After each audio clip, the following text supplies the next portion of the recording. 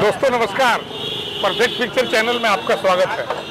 मैं हूं जगदीश यादव। मैं भी पुराना फोटोग्राफर हूं, 40 साल से तो ऊपर हो गए, लेकिन मेरे से भी सीनियर हैं भास्कर जी। इनकी तस्वीरें दिखाऊंगा, इनसे बातें सुनाऊंगा। इनकी बातें सुनना बहुत जरूरी है क्योंकि ये उस जमाने के फोटोग्राफर हैं जब इतनी बड़ी कैमरा की टेक्नोलॉजी और फोटोग्राफ की टेक्नोलॉजी नहीं थी। ये फोटोशॉप का उदय भी नहीं था और ये सब ऐप सैप कुछ नहीं थे, डिजिटल कुछ नहीं था। फिल्मों पे काम करना, कट फिल्मों पे काम करना, रोल फिल्मों पे काम करना, और इवन ब्यूटी पार्लर तक नहीं थे कि जिससे किसी महिला पुरुष को सजा करके उसकी संवार करके तस्वीरें खींची जा सके। उस जमाने में भास्कर जी क्या करते थे? भास्कर जी का कहना है कि उस जमाने में ब्यूटी पार्लर का जो पूरा रोल था ये इनका होता था, तो व्यक्ति के शरीर पे नहीं होता था। शूट करने के बाद तो इसके नेगेटिव को रिटचिंग से चेहरे पे चमक लाना और जो कुछ कमियां बेसी रह गई उसको फिर दुरुस्त करना प्रिंट के ऊपर। किस तरह की ये फोटोग्राफी उस जमाने में करते थे, कैसे करते थे, और कमाई को लेकर के कितना अवेयर रहना होता था और कमाई की स्थिति क्या थी। खासतौर से उनकी जो नौकरी करते थे फोटोग्राफर के रूप में, वो कमाते थे कैसे थे, इन विषयों पर मैं इनसे एक लंबी बातचीत करने जा रहा हूँ। आप इस चैनल से बने रहें। अगर आपने सब्सक्राइब नहीं किया है तो सब्सक्राइब जरूर कर लें। मुंगेर में जब बचपन मेरा था उस टाइम में जो फोटोग्राफी का कह लीजिए एक तरह से कीटाणु मेरे अंदर आया, तो वो आया इसलिए कि वो फिल्म की जो रोल का कागज होता था उसको तलवार बना के खेलने के लिए स्टूडियो में जाना शुरू किए। और ये घटना है 59, 58, 59 की। और उस समय के बाद से 60 से लगभग समझ लीजिए फोटोग्राफी हम कंटिन्यू करते चले गए। उसमें डार्करूम का काम सबसे मस्त था, इसलिए कि रोल का कागज डार्करूम से ही मिलता है। तो उस समय से फोटोग्राफी लाइन में आने के बाद 65 में लगभग फोटोग्राफी में फिर retouching, finishing, colouring, outdoor, marriage photography, grouping photography, ये सब में महारत मिलती चली गई। तो 1970-72 में एग्जैक्ट तो नहीं याद, लेकिन उस समय बनारस आया मैं और उसके बाद से फिर बनारस का ही होके रह गया। उसके बाद बनारस से जाना हुआ, धनबाद है, टाटा है, और भी बहुत सी शहर है जहाँ गए रहे, लेकिन वापस घूम घाम के फिर बनारस ही आना होता था। और बनारस में अस्थायी रूप से जिसको कहेंगे, फिर यहाँ से जाना कहीं नहीं हुआ, बनारस के ही होके रह गए। उन दिनों जो आप पिक्चरों पर जो रिटचिंग करते थे, हाँ, तो ये खास तौर से कलरिंग और रिटचिंग। हाँ, कल ब्लैक एंड व्हाइट फोटोग्राफ के ऊपर में हैंड कलर करना, फूजी कलर बुक आता था उससे, और एक कलर आता था नटराज का, अहमदाबाद का लिक्विड, उससे ये दो कलर से ब्लैक एंड व्हाइट फोटोग्राफ्स को कलर करते थे और निगेटिव पे रिटचिंग का काम करते थे। प्लस डार्क रूम से भी हमें संतुष्टि तभी मिलती थी जब अपनी खींची हुई कट फिल्म को अपने हाथों से डेवलप करके, फिर अपने हाथों से रिटचिंग करके, उसके बाद उसकी प्रिंटिंग या एनलार्जमेंट बनाना और उसके बाद फिर उसकी कलर करना, तो ये काम सबसे ज्यादा होता था। अच्छा, मैंने जो आपके बारे में सुना है कि आप एक बहुत मशहूर क्रिएटिव फोटोग्राफर थे, ऐसा लोग कहते हैं, और आपके क्रिएशन का कोई सानी नहीं था। आपका नाम था, आपकी प्रतिष्ठा आज भी शायद उसी कामों से है। जिनसे भी कभी चर्चा होती है तो आपकी क्रिएटिविटी जो आपकी अलग तरीके की थी, वो फाइन काम था, उस पर होती है। नहीं, तो उसके पीछे रीजन ये था कि एक कीटाणु समझ लीजिए मेरे अंदर था कि सबसे सुपर और सबसे ऊपर। ये विचारधारा जो थी ना कि सबसे ऊपर और सबसे सुपर, हाँ, इस वजह से हाँ, ये क्रिएटिविटी मेरे अंदर आई और ये गॉड गिफ्टेड रहा। इस मामले में कोई मेरा गुरु नहीं रहा। जहां भी गए तो वहां लोगों ने मेरे से सीखने की कोशिश की और मैंने उनको सिखाया।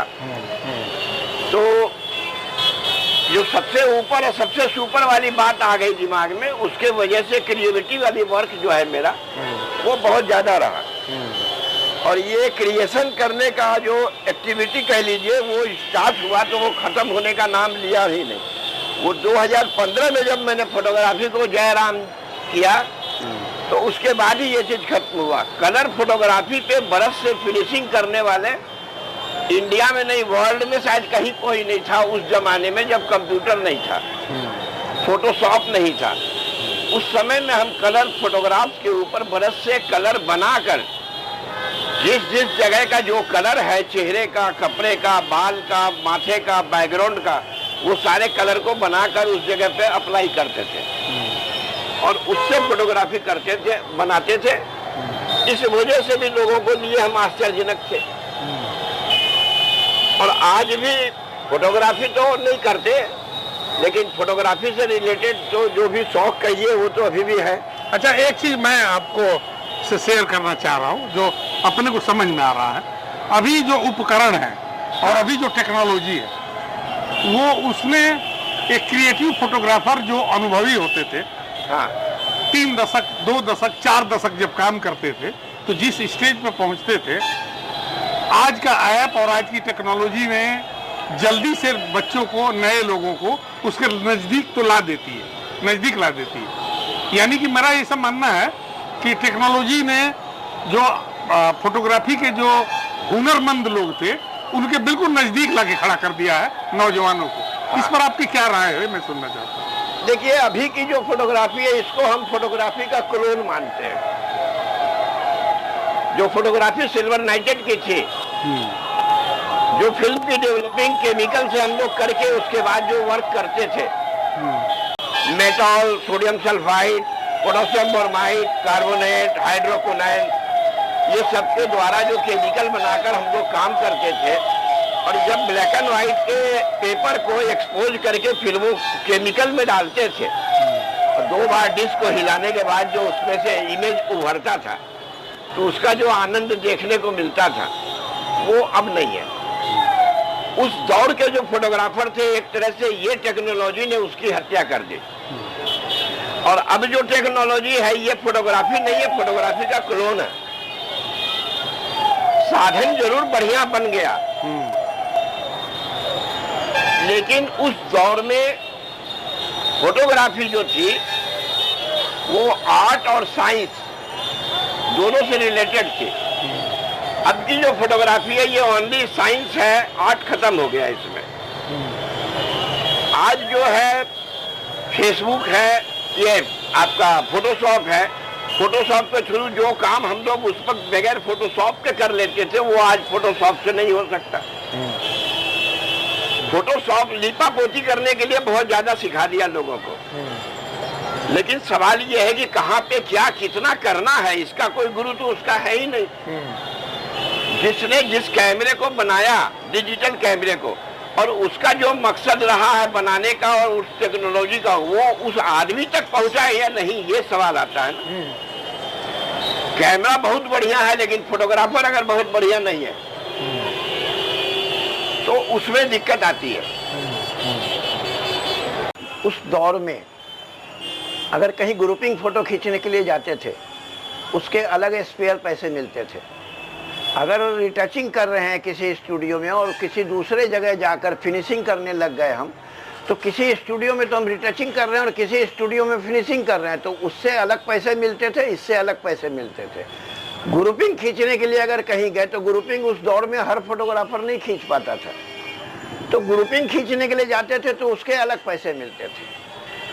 अब जैसे वीर स्टूडियो में जब हम थे धर्मवीर जी के पास, तो उस समय में हम रिटचिंग का काम करते थे, लेकिन जब ग्रुपिंग खींचने के लिए वो भेजते थे तो उसके अलग से स्पेयर में हमें पैसे देते थे। तो पैसे तो उस वक्त हमें, जिसको कहेंगे कि किसी स्टूडियो में किसी को 150 रुपये तनख्वाह थी, तो हमें मिलता था 400। कौन से साल की बात है ये बता रहे हैं आपको, समझ लीजिए 70-72 की। 150 रुपये किसी को रिटचिंग करने का मिलता था, तो उस टाइम में हम कमाते थे 700-800 रुपये।